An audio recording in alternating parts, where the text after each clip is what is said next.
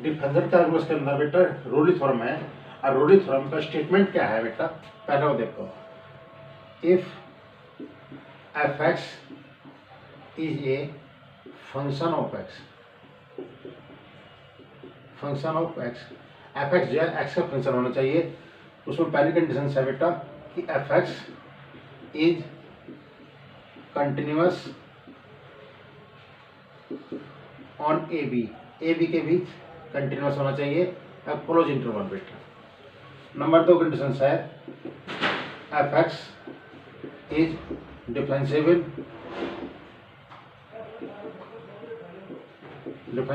On A B open interval. ठीक, तीसरी condition है बेटा एफ ए, यानी कि ए पे फंक्शन की वैल्यू और बी पे फंक्शन की वैल्यू दोनों बराबर होनी चाहिए। तो then there exist at least one element C in A B के बीच में एक एलिमेंट सी ऐसा है जिसपे उस फंक्शन का डिफरेंशियल 0 है।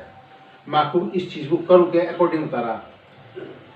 यो एक्स एक्सिस है, यो वाई एक्सिस है, कर्व इस तरह चला तो इस पॉइंट पे यहाँ एक्स इक्वल टू ए है और ये एक्स इक्वल टू बी है। ये वैल्यू एक्स इक्वल टू ए, ये एक्स इक्वल टू बी, ये आपके पास फंक्शन हुआ। इस फंक्शन में यहाँ इस पे और इस पे वैल्यू एफ ए और यू एफ बी, ये दो वैल्यू आई और दोनों पे वैल्यू बराबर है। तो इसका तात्पर्य है कि इसके बीच में एक पॉइंट ऐसा सी जरूर है जिस पे उसका डिफरेंशियल 0 एफ डैश एक्स और एक्स इक्वल टू सी बराबर 0। तो ये फंक्शन ए पे वैल्यू और बी पे दोनों वैल्यू बराबर है, तो ये तो फंक्शन इंक्रीजिंग ऊपर की ओर जाएगा, ये नीचे की ओर जाएगा। ठीक है, इंक्रीजिंग में जाएगा, डिक्रीजिंग में जाएगा। तो कहीं एक पॉइंट ऐसा जरूर होगा जिस पे उसका डिफरेंशियल 0 होगा। उस पॉइंट पे ठीक डिफरेंशियल करो, वो पॉइंट उसमें रखो, तो उस पर डिफरेंशियल की वैल्यू 0 होनी चाहिए। ये रोली थ्योरम कहती है। और कंडीशन है कि यहाँ से यहाँ तक जो फंक्शन है वो कंटिन्यूअस होना चाहिए, क्योंकि एफ एक्स कंटिन्यूअस है ए बी के बीच में, और फंक्शन डिफरेंशिएबल होना चाहिए। इन्हें कर्व जो है वो कंटिन्यूअस भी होना चाहिए, ए बी में डिफरेंशिएबल होना चाहिए, तभी कंडीशन वैलिड होती है, अन्यथा कंडीशन वैलिड नहीं होती। तो रोली थ्योरम ने यही कहा है कि फंक्शन कंटिन्यूअस होना चाहिए, डिफरेंशिएबल होना चाहिए, ए और बी पे वैल्यू इक्वल है। तो इसका मतलब है ए बी के बीच में एक पॉइंट ऐसा जरूर होगा जिस पर उसका डिफरेंशियल 0 होगा। अब इसे बेटा मैं आपको स्टेटमेंट में लिखा, अब मैं आपको इसका प्रूफ करा रहा।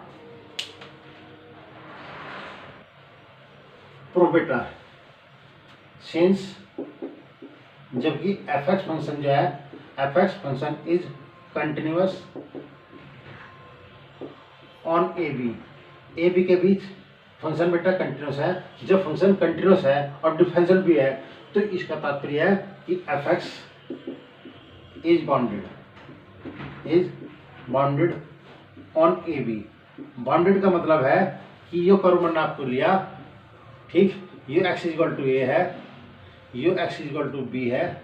इसका मतलब ये कहीं सबसे ज़्यादा ऊंचाई तक भी जाएगा, ठीक, इनकी जो काफ़ी ऊंचाई तक जाएगा, डिग्री में जाएगा। तो इस फंक्शन की सबसे बड़ी वैल्यू भी होगी ए बी के बीच में, और सबसे छोटी वैल्यू भी होगी ए बी के बीच में। क्या होगी वो कुछ नहीं कह सकते। तो हम उस चीज़ को जब होगी तो जरूर ये निश्चित है कि फंक्शन में सबसे बड़ी वैल्यू भी प्राप्त होगी ए बी के बीच में, और फंक्शन की सबसे छोटी वैल्यू भी प्राप्त होगी। और जब फंक्शन की सबसे छोटी और सबसे बड़ी वैल्यू प्राप्त होती है, ठीक, ए बी इंटरवल के बीच में, तो उस फंक्शन को हम बाउंडेड कहते हैं। तो इसका मतलब suppose capital M and small M be the supremum and infimum of F X in A B. मैंने कहा था उस ए बी इंटरवल के बीच में इस फंक्शन की सबसे बड़ी वैल्यू है और सबसे छोटी वैल्यू है। जब सबसे छोटी वैल्यू और सबसे बड़ी वैल्यू होती है तो सब फंक्शन को बाउंडेड कहते हैं। तो मैंने मान लिया उस फंक्शन की सबसे बड़ी वैल्यू, ठीक, कैपिटल एम है और सबसे छोटी वैल्यू स्मॉल एम है, यानी सुप्रीम इन्फीमम है। अब इधर इसमें दो केस होंगे बेटा, ये तो कैपिटल एम स्मॉल एम बराबर नहीं होंगे, या कैपिटल एम और स्मॉल एम बराबर होंगे। इफ यदि capital M and small M are equal, ये दोनों कैसे हैं बेटा, इक्वल है, ठीक। तो इसका मतलब कैपिटल एम और स्मॉल एम कैसे हैं, दोनों बराबर हैं। तो फंक्शन एफ एक्स, जो फंक्शन एफ एक्स है इज कोस्टेंट, ये कोस्टेंट होगा। अब फंक्शन कोस्टेंट है, ठीक, तो F dash X is equal to zero, X equal to C और आर सी बिलोंग करा ए बी इंटरवल। यानी कि अगर फंक्शन कोस्टेंट है तो उसका डिफरेंशियल बेटा कितना होगा, जीरो। यही स्टेटमेंट रोली थ्योरम ने कहा था, ठीक, कि फंक्शन कंटिन्यूस होना चाहिए, डिफरेंशिएबल होना चाहिए। ये फंक्शन कंटिन्यूस भी है, डिफरेंशियल भी है, ठीक। जब सुप्रीम यूनिफॉर्म बराबर होता है फंक्शन कोस्टेंट हुआ, कोस्टेंट है तो उसका डिफरेंशियल जीरो होता है। ये तब कंडीशन आई जब मन मानना कि सुप्रीम इन्फीमम दोनों बराबर हैं। अब दूसरी कंडीशन, इफ कैपिटल एम और स्मॉल एम दोनों बराबर नहीं है, ये बराबर नहीं है, तो one member capital M and small M must B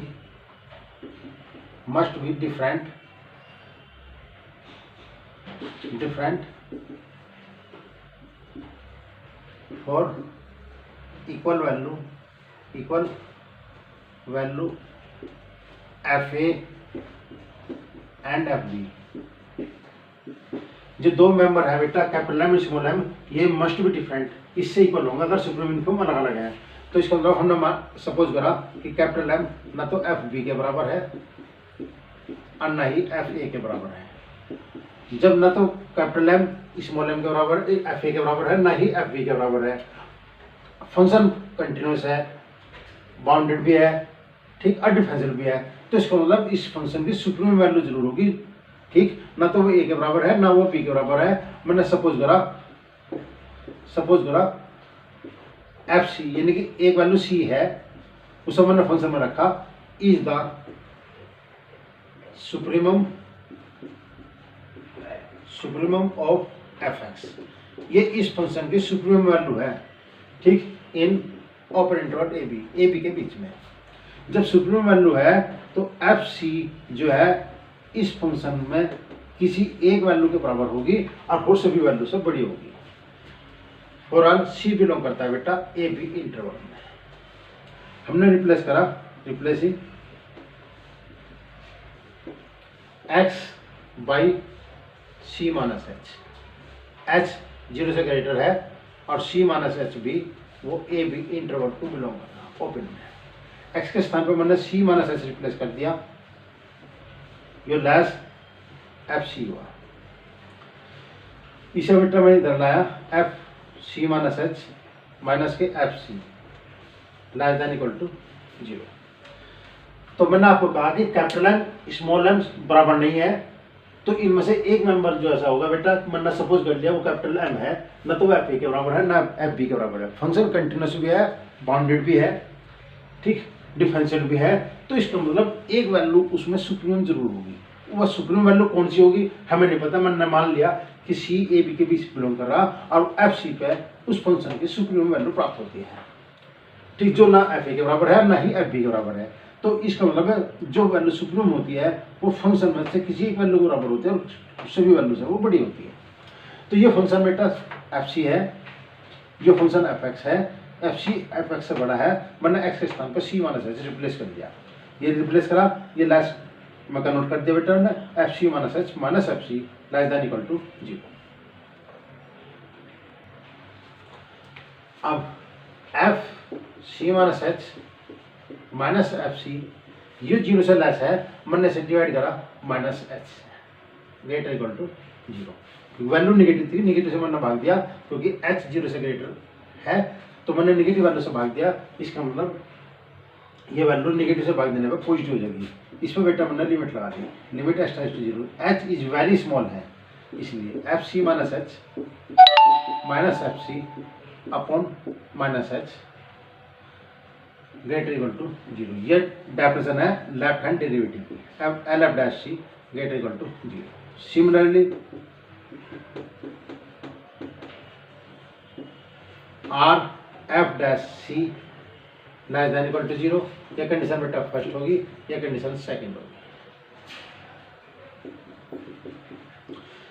ये तो कहता है ग्रेटर इक्वल टू 0, ये कहता है लेस देन इक्वल टू 0, तो इक्वल 0 दोनों में प्रॉपर्टी होल्ड है। इसका तात्पर्य है कि L F dash C R F dash C is equal to 0, तो एफ डैश सी का मान 0 प्राप्त हुआ।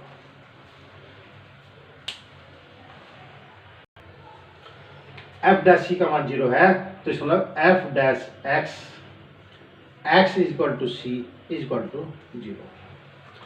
तो इसका मतलब है डिफरेंशियल करा, एक्स बराबर सी पे रखा, ये वैल्यू 0 प्राप्त होगी। और यही रोली थ्योरम ने कहा है, ठीक ठीक, रोली थ्योरम ने इसी बात को कहा है कि आपके पास ये कर्व है, ये कर्व कंटिन्यूअस होना चाहिए, डिफरेंशिएबल होना चाहिए। मैंने X is equal to A पे लिया वैल्यू, ये वैल्यू प्राप्त हुई फंक्शन की, X is equal to B पे वैल्यू ली, ये वैल्यू प्राप्त हुई।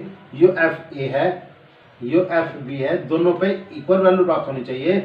और इक्वल वैल्यू है तो इसके बीच में फंक्शन की सबसे बड़ी वैल्यू होगी, सबसे छोटी वैल्यू होगी, और इस सबसे बड़ी वैल्यू पे ठीक जो फंक्शन होगा वो डिफरेंशियल उसका 0 होगा।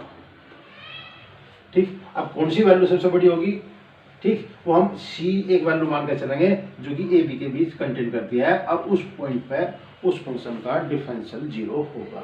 यही रोली थ्योरम का स्टेटमेंट था।